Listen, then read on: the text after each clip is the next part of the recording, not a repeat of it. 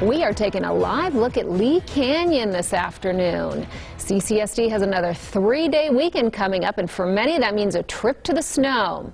But take precautions. Pediatricians have the following warnings and winter safety tips before you head outdoors. We don't get snow around here very much, so sometimes we forget about these things. With more than 9 feet of snow already, a very strong start to the ski, snowboarding, and snowmobiling season at Lee Canyon. Dr. Carrie Wijay-Singha of Sienna Pediatrics says kids need to be layered up even more than adults. Here's a good rule of thumb for clothing. For older infants, mind you, and children, to have them wear one extra layer compared to an adult would do in the same situation, hence the snow. Hypothermia and frostbite are a real concern if you're not careful.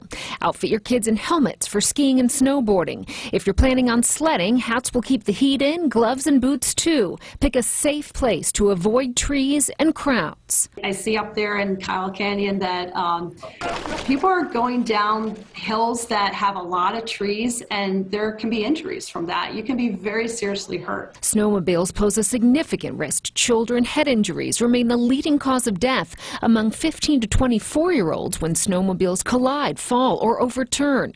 Wear the proper gear, helmet and goggles. Only kids who are 16 and older should be operating one. If they're younger than 6, they shouldn't be on one at all.